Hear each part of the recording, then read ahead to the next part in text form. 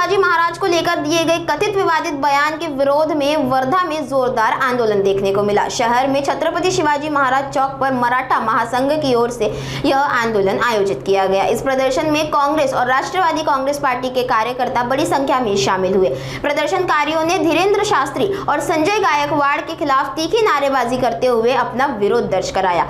आंदोलन के दौरान माहौल काफी गर्म रहा और कार्यकर्ताओं ने कथित बयान की कड़ी निंदा की। इस अवसर पर सांसद अमर काड़े और नगराध्यक्ष सुधीर पांगुड़ भी उपस्थित रहे। सर्व महाराजांच्या भक्तांच्या माध्यमातून आज हा बागेश्वर महाराज यांचा निषेध या ठिकाणी नोंदवण्यात आलेला आहे। 1-2 दिवसापूर्वी जो काही कार्यक्रम आता मध्यंतरीच्या काळामध्ये झाला होता, या कार्यक्रमाच्या संदर्भामध्ये आणि या कार्यक्रमामध्ये बोलताना ज्या पद्धतीनं त्यांनी भाष्य त्या ठिकाणी केलं आणि इतिहास बदलवण्याचा प्रयत्न, ज्या गोष्टींचा काही इतिहासासोबत संबंध नाही अशा गोष्टी त्या महाराजांच्या माध्यमातून त्या कार्यक्रमामध्ये सांगण्यात आल्या।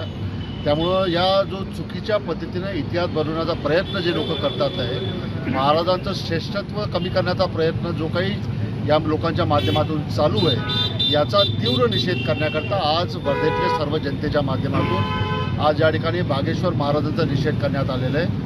आणि अशा महाराजांना महाराष्ट्रामध्ये सुद्धा बंदी घातली पाहिजे अशी माझी मागणी आहे। 2 दिवसापूर्वी जे काही त्यांनी एक स्टेटमेंट दिलं, त्याच्यामध्ये त्यांनी म्हटलं होतं की हिंदूंनी कमीत कमी 4 मुलं जन्माला घातली पाहिजे, त्याच्यातलं 1 मूल तुम्ही RSSला दिलं पाहिजे, अशा पद्धतीचं भाष्य हे बागेश्वर महाराजांनी काही दिवसापूर्वी एका कार्यक्रमामध्ये केलेलं आहे की हिंदूंनी 4 मुलांना जन्म दिला पाहिजे आणि त्याच्यातला 1 मुलगा हा तुम्ही RSSला दिला पाहिजे। आज देशाची लोकसंख्या 140 करोडच्या वरती गेली आहे। आज देशामध्ये लोकसंख्येचा केव्हा विस्फोट होईल अशी परिस्थिती या देशामध्ये आहे।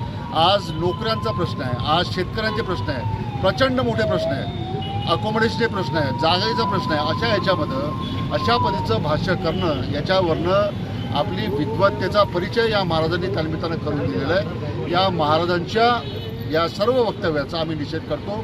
त्याचबरोबर संजय गायकवाड हे आता अतिशय विद्वान आमदार आमच्या महाराष्ट्रातले आहे। 38 वर्षापूर्वी प्रसिद्ध झालेल्या पुस्तकाचं जे नाव आहे ते त्यांना काल दिसलं, 2 दिवसापूर्वी दिसलं आणि प्रशासकाला जीवे मारण्याची धमकी त्यांनी त्या पुस्तकाच्या प्रशासकाला जीवे मारण्याची धमकी दिली।